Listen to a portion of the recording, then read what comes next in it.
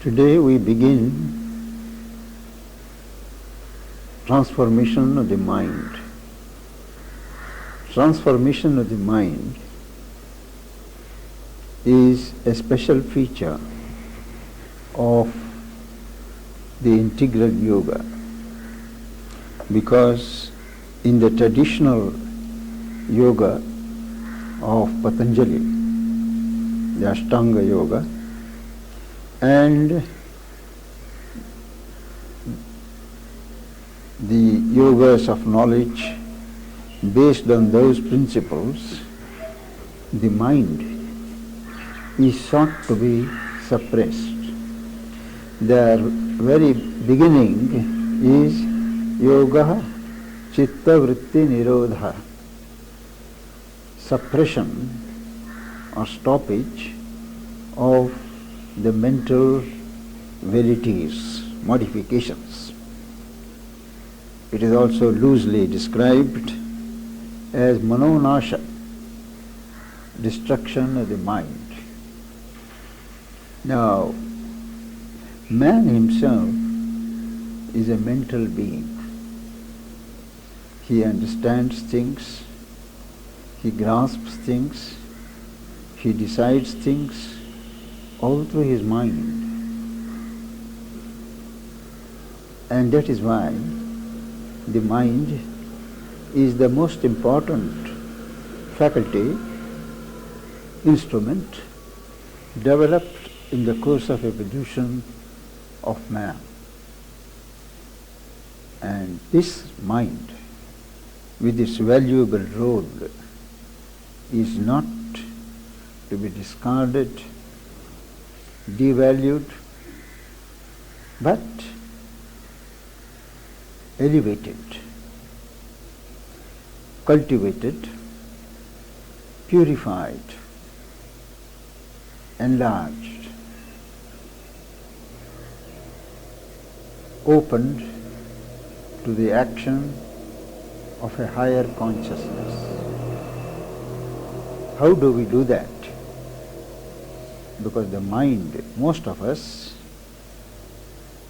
are not aware of what's the mind. For us, many of us, right from top to toe, we are one organism, and mind is one of the faculties. But we rarely analyze mind as mind. So it is necessary, before any discipline of cultivation of the mind is started, we have to become aware of our mind. First, let us be clear that mind is not just an activity of thoughts. We become aware of the mental functioning mostly through thought activity. But thought activity does not constitute the whole function of the mind. It is only one line of the functioning of the mind. The mind gets ideas, the mind cognizes, the mind reacts, and the mind thinks.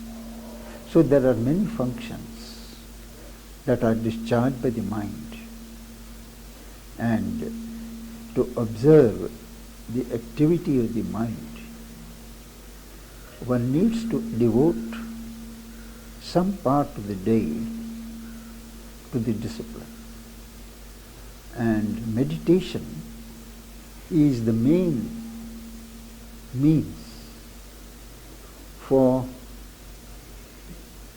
the cultivation, the purification, and the opening of the mind to the higher consciousness. In meditation, our first attempt is to quieten it. Normally, it is full of thoughts, running about, restless. But when one meditates, one tries to quieten it, arrest the flow of thoughts, and draw back the mind from the flow of thoughts. Hold it and then open it upwards. This takes time, but regular habit, constant application by periodical sittings, 2 or 3 per day, it is possible to establish a rhythm, a habit in the mind of being prone to be quiet, detached, and silent. Slowly, peace and calm form by themselves. Calm is not formed by our effort. Peace is not formed by our struggle, but they form by themselves because they are always there. We are so much lost in external activity that we are not aware that there is a sustaining calm which upholds all the activity of the mind. There is still deeper, there is a sheet of peace which is unchangeable, unbreakable, solid peace. Now these are not manufactured by us, but they are there, they are God-given, and should we be kind enough to take cognizance of these gifts of God, they slowly reveal themselves. So, we become aware of the mind, the thoughts, the nature of the thoughts, the structure of the thoughts. We begin to realize that most of the thoughts are not our own manufacture. A large percentage comes from the universal atmosphere, and Sri Aurobindo says that these thoughts are not something abstract. You can see them. The theosophists also have written considerable literature on the shape of thoughts, on the color of thoughts. Now Sri Aurobindo recalls how when he sat with Lele, Lele told him, "Sit down." He sat down. He believed in implicit obedience. Said, "Close your eyes." He closed his eyes. You will see thoughts coming from outside. When you see them, stop them. Sri Aurobindo says that he had never heard till then that thoughts, you can see thoughts. Thoughts have forms. All the same, it didn't occur to him to question the teacher. So he closed his eyes. And to his amazement, one thought after another started sailing towards him, and he said the form, and next step was to throw it out, to reject it.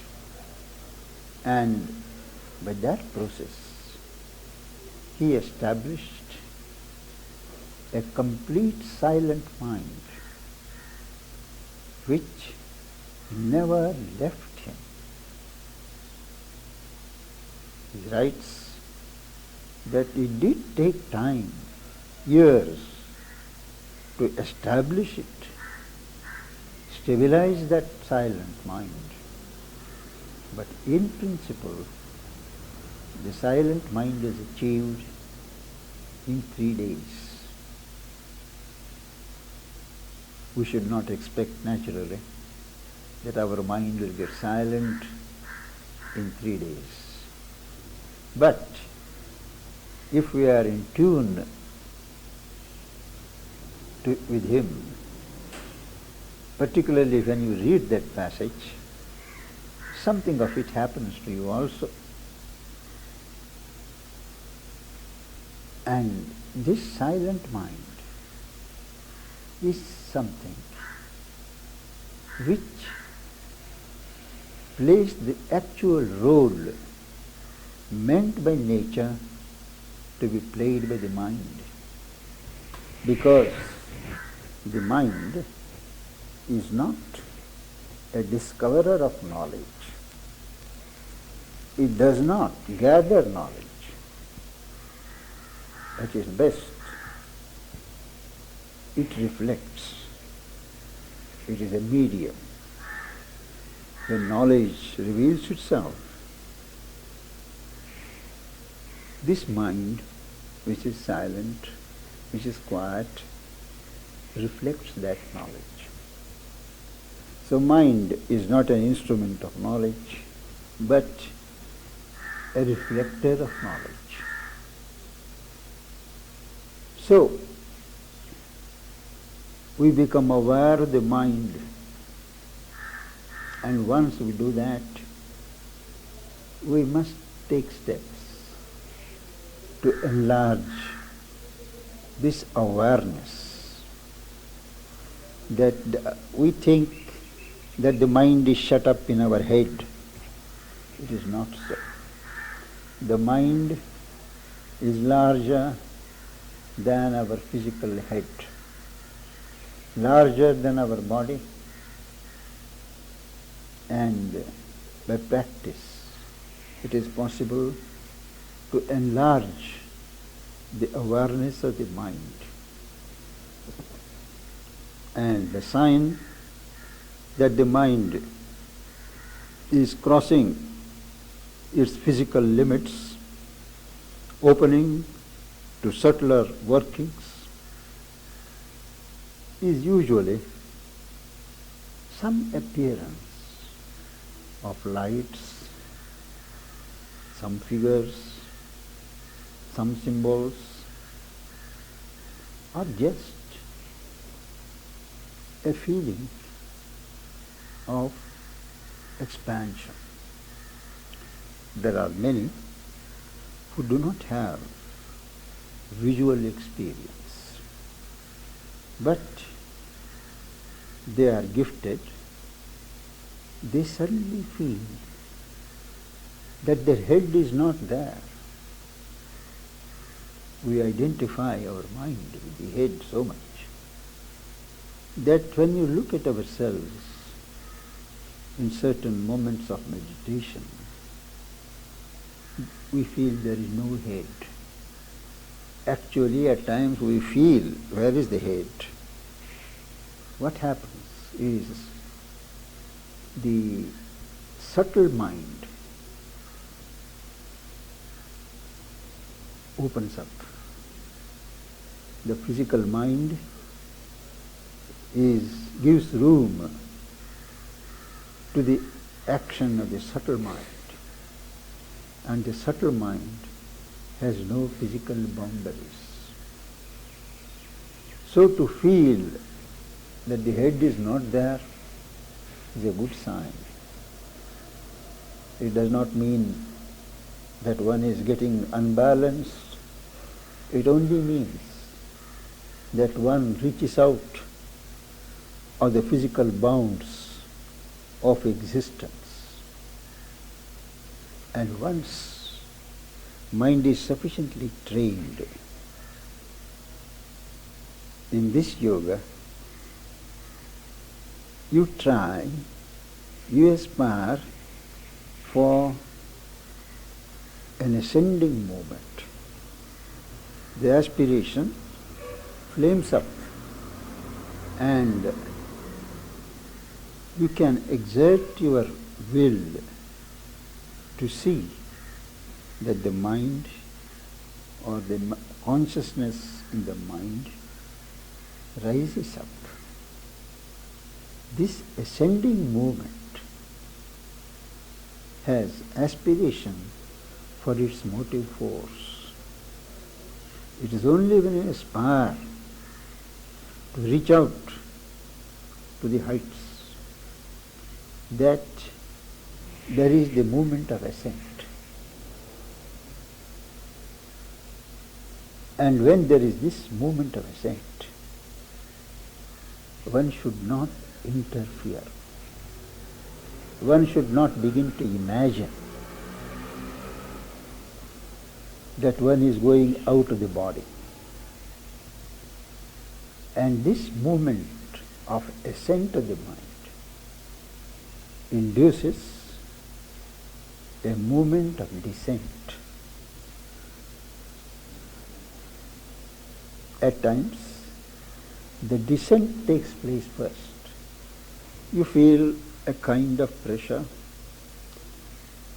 and the ascending movement starts.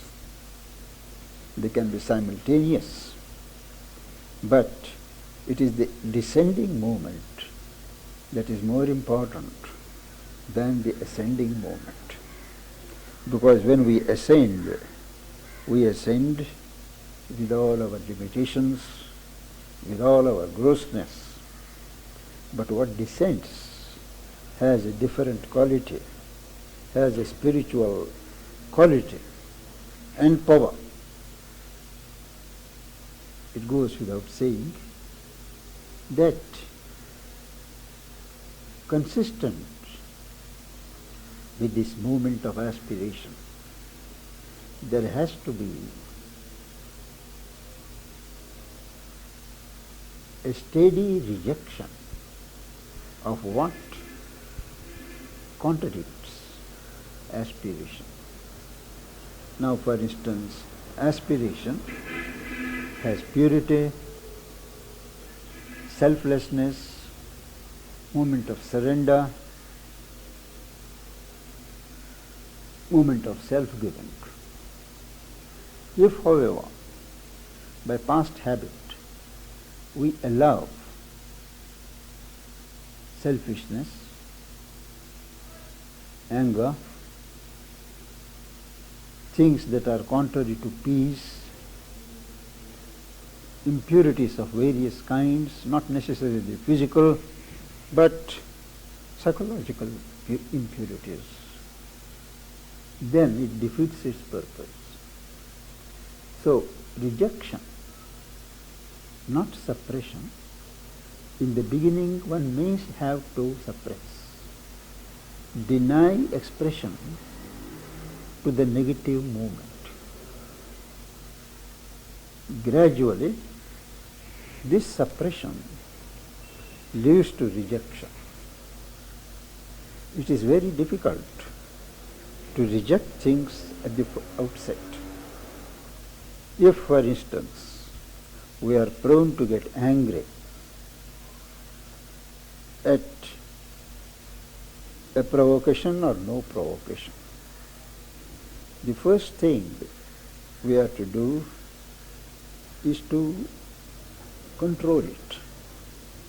To control anger is easier said than done. Mother would joke that you take a glass of water and start slowly sipping it.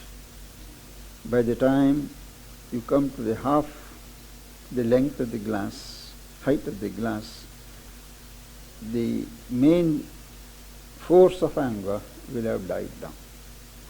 Or she would say, if you have pockets, if you have a coat or a jacket and you have pockets, put both your hands in the pockets. And some strange chemistry happens and anger withdraws.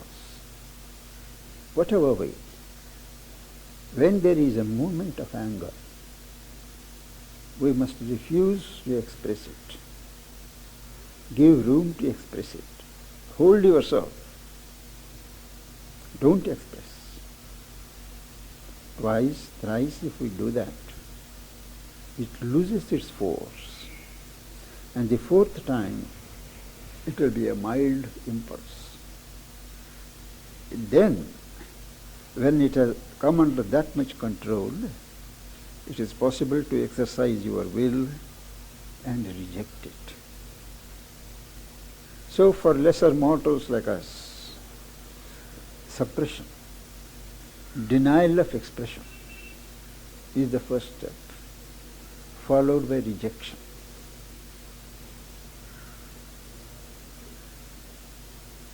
When these movements go on, you feel the workings of the higher consciousness or higher power in the mind. The mind may begin to see more clearly. The mind may feel anchored in a quietude or calm. The mind may have a sense of lightness, separated from its grossness. These movements have to be observed, promoted, encouraged. While this is the main discipline of mind, observation, control, opening, ascent, inducing a descent, and receiving the descent. This is called opening. Now, Sri Aurobindo explains there is a danger in what the opening of the mind. He warns that everything that descends is not divine. It can be some formation of our own subconscious or a formation of the adverse elements in the atmosphere, or a strong will on the part of someone in the environment. So it is wrong to think that whatever descends, whatever comes in our mood of openings is from the divine. We have to exercise our discrimination. Mental discrimination is not always reliable, but we have to cultivate a psychic discrimination. And the psychic discrimination